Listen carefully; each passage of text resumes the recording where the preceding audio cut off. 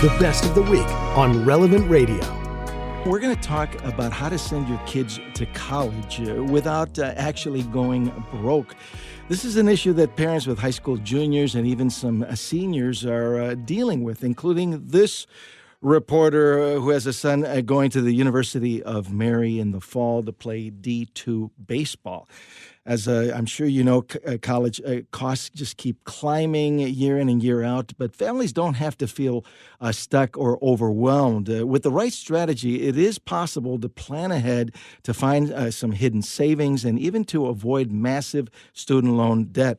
Joining us live from Omaha, Nebraska to break it all down is Catholic financial coach Jonathan Teixeira.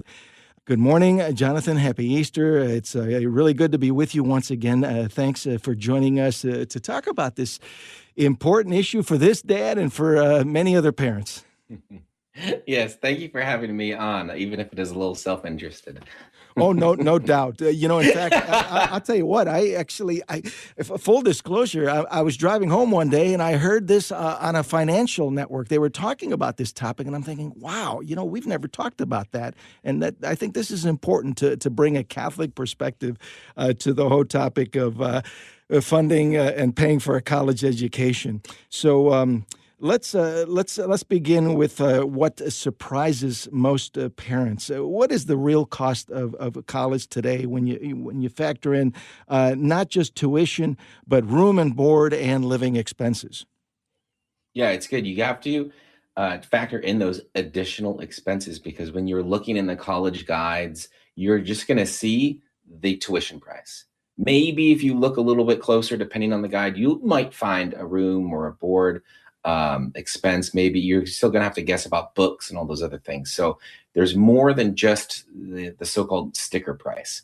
But so I'd say on average these days, for a public 4 years in-state school, so if you're in-state, it's going to be about $20,000 a year.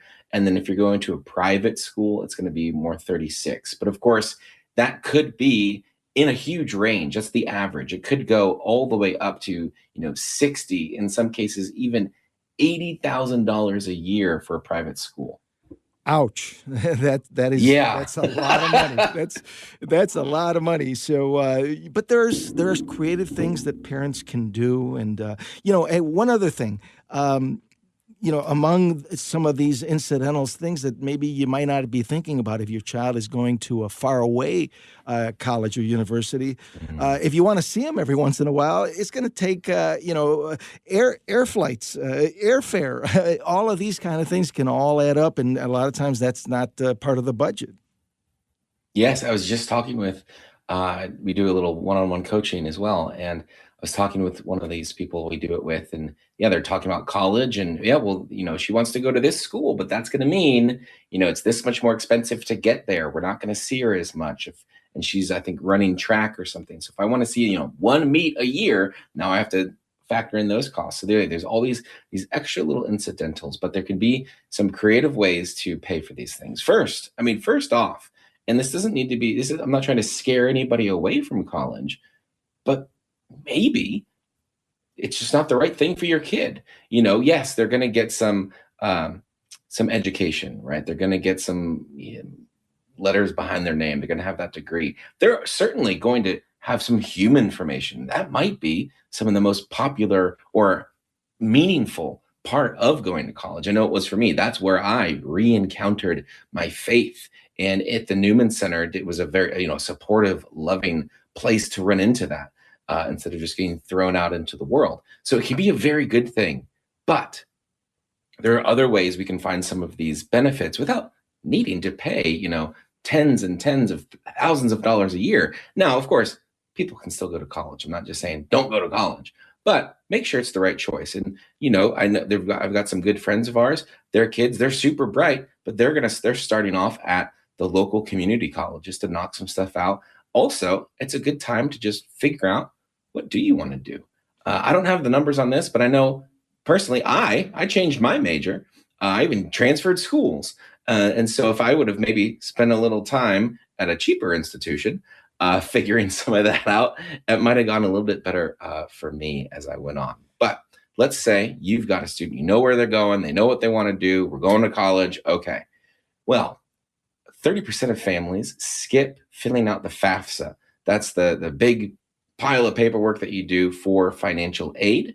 And a lot of folks do it because they think maybe they make too much. I'd say fill it out. A lot of students just, you don't get any money from it if you don't ask for any. So there were over $4 billion in unclaimed Pell grants. These aren't loans, these are grants. No paying it back.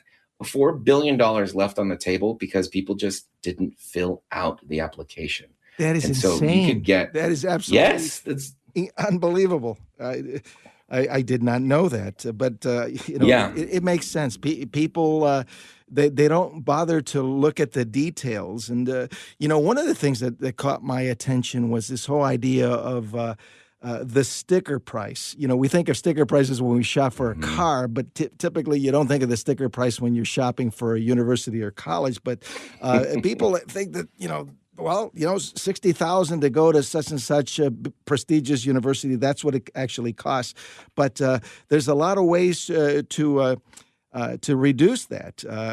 When you include academic and athletic scholarships, grants, discounts, maybe even like at a Catholic university for going to a Catholic high school as an example.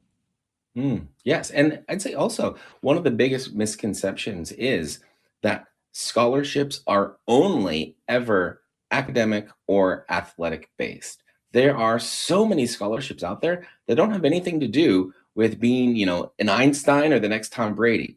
It's okay. If you're not either of those, you can still get a lot of scholarship money. And an average scholarship from just like a community organization is about $2,000. So if your student, right, this is a perfect part-time job. Let's just think about the numbers really quick. Looking for scholarships, filling out applications. If they take that on as their part-time job, and it takes them 10 hours of filling out applications and, filling out multiple ones, submitting them to then get to actually winning one of these. And let's say they win it on average about $2,000. If they spent 10 hours to get there, that's $200 an hour. That is a great part-time job for them to have.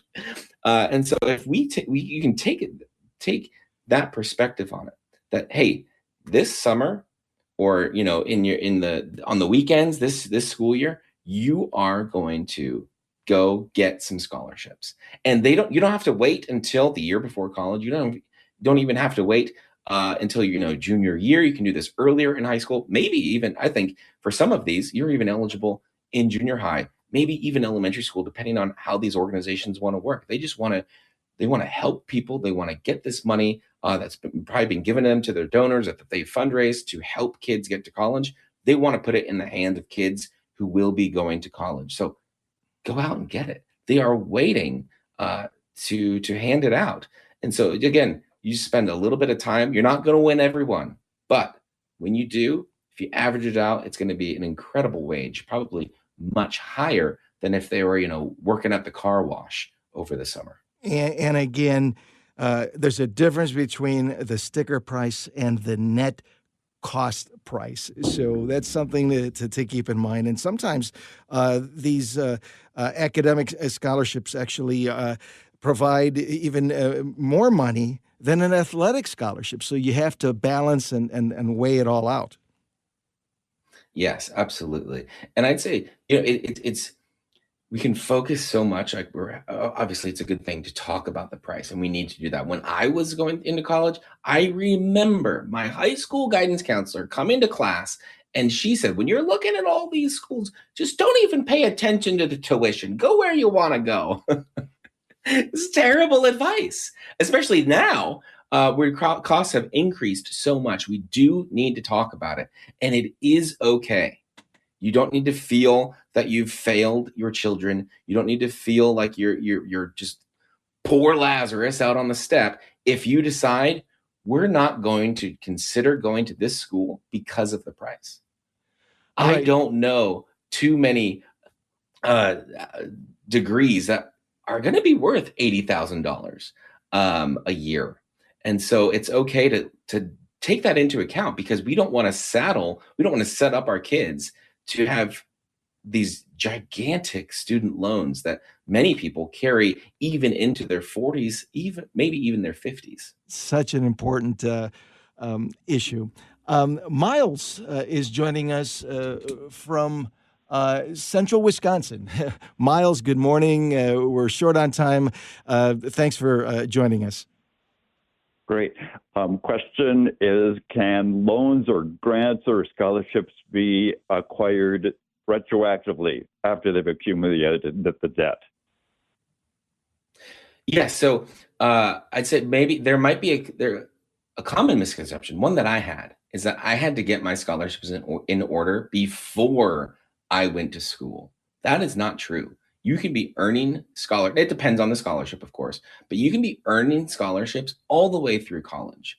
You probably hit a cutoff on most once you've graduated, but that means I had 4 years that I just wrote off where I could have been earning probably enough money to pay for everything if I would have put my nose down and actually did the work. So yes, there's always time. I think you can start getting scholarships earlier than you think, and you can continue receiving them later than you might think. So always go out and try to get them.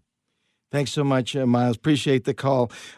Jonathan, final moments, your thoughts for parents who might be listening, who might be overwhelmed and feel like they're already a little bit behind the eight ball.